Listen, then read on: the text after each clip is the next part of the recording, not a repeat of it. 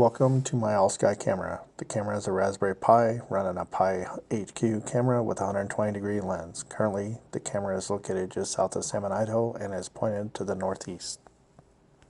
Just a quick update, we are back online. The system has been running for about a week now, and as you can see, things are not 100%.